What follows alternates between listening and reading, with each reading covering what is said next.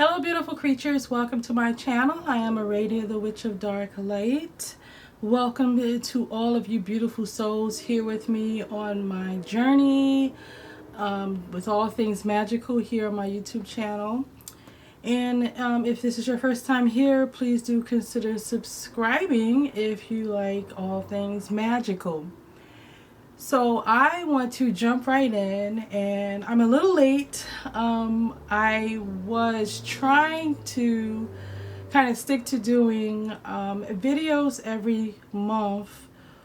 Well, videos for every month to kind of give an overall idea of what type of energy magically, spiritually, energy within ways that you can use it within the occult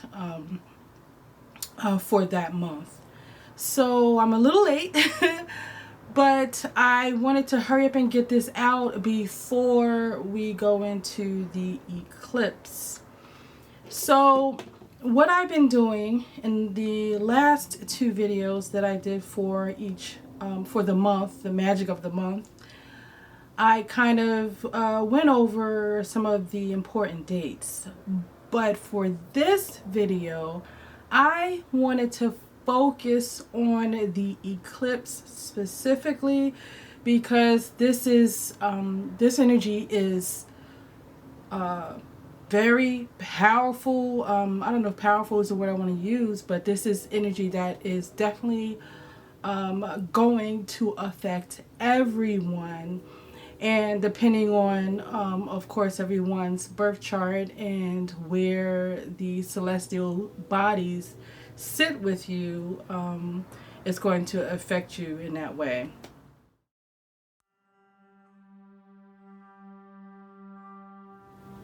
So first let's talk about the eclipse and where it will be happening. What zodiac? It will be taking place in Taurus. And Taurus is all about nature, the things you value, your finances, the earth, and you know, farming, different things like that. And what is happening is in Taurus currently we have Uranus, and Uranus is all about radical changes that come up in your life that can be this shocking information and changes that kind of push you to do things that serve your greater purpose. And along with this, we have the North Node in Taurus. And the North Node is all about your destiny. You can see these energies in itself are like a force to be reckoned with, and you really want to pay attention to this. So, excuse me guys, sorry, I'm still, that chest cold is still kind of lingering. So, with this eclipse, when we have a full moon, the full moon already, as we know, is a time to reflect and figure out, because during the moon cycle you have the new moon, and you're building up, you're working on those new things, those new projects, the things you released and let go, and that paved the way for you to do what it is that's needed to be done in this next cycle. So then you work your way up to the full moon, and that is a time where you reflect and say, okay, is what I'm doing working for me? Is there something further that I need to do? And during the full moon, this energy, it lends its power to help you in manifesting those goals. So with this full moon, we are having an eclipse, and this is a full lunar eclipse. So when that happens, it is called a blood moon. And this is the reason why I really want to focus on this. So if you can recall, I know growing up in Christianity, we always focused on revelations, and it was more or less to instill fear into you to keep you from doing certain things. But when you look back on Revelations, you will see there's a lot of information. The metaphors are in alignment with what's happening in the cosmos. So I'm going to read a scripture from the Bible in Revelations. Revelation 6 verse 12. When he opened the sixth seal, I looked, and behold, there was a great earthquake, and the sun became black as sackcloth. The full moon became like blood. So when you look at that reference, right, we came a few weeks ago, we had our partial solar eclipse. And if you think about that verse, that Bible verse, it is referencing, it is speaking about the eclipse season, because what is happening during a full lunar eclipse is you have this visual of the moon, this red moon, which can be interpreted as covered in blood. And so really think about some of these things that are referenced in the Bible, in Revelations. A lot of these descriptions of some of the visions that a lot of these prophets had in the Bible. And so I just wanted to, I'm not gonna go, that's a whole video in itself, but I just wanted to shed some light on the eclipse.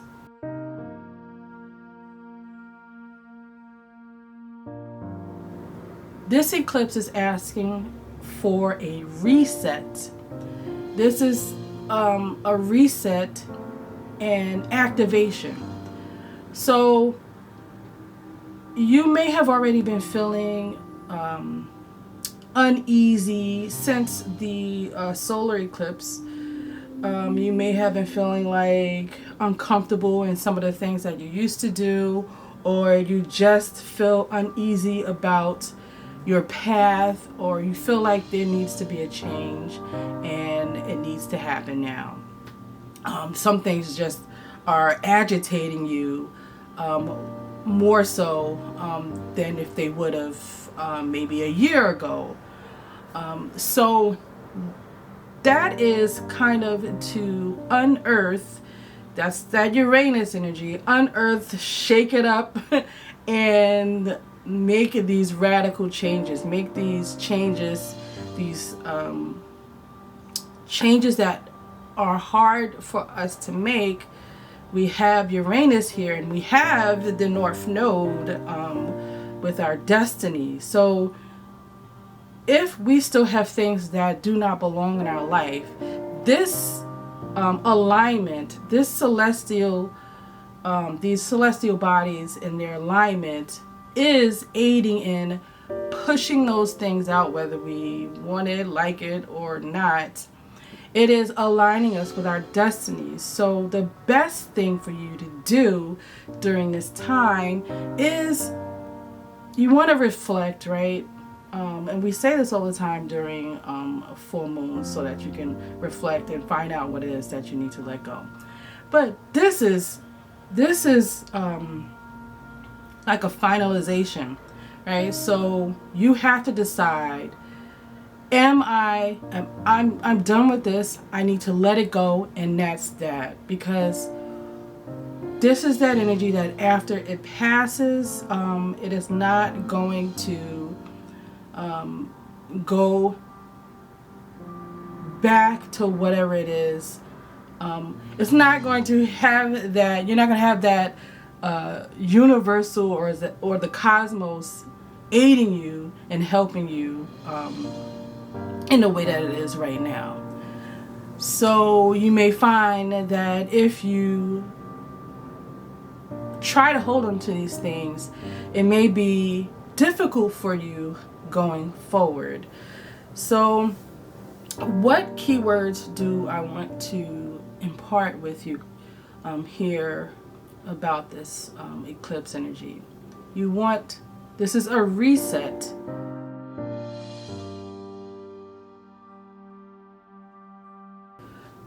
This is activation of your destiny.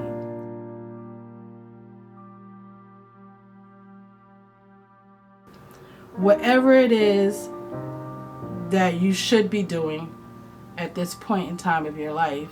And what I mean by that is, if I can speak for myself as an example, some things I tried to hold on to because it was comfortable and I didn't want to step out into the unknown. But we are at the time right now that it's time out for that. Enough is enough. I can't hold on to it. I have to let it go and move forward if I want to grow, if I want to evolve, if I want to be elevated and be one with source and be able to communicate, because you can't communicate with source energy if you are holding on to the things that do not belong, because you will be weighted down and will not have like clear communication channels. Doing a little research about a lot of those biblical references that are written in the stars, because my belief and understanding is that they were referencing things in the stars and in the heavens, and it came out in some of their prophetic visions. And it takes a lot of the fear, because I know with Revelations growing up, as I said, it was used as this fear-based mechanism to keep you from doing certain things. So this kind of debunks that, right? So also in that scripture, it spoke about earthquakes. So Uranus brings earthquakes. It brings that shift in the land, and because it has this energy about it that uproots. So, and it's in Taurus, so this can bring about earthquakes. So just think about all of that. These are just things that I'm putting out there because you need to be aware. We are in times that we can, if we really don't pay attention, we can miss it, and we will be working in an illusion. So really pay attention to how it is that you are feeling in these times.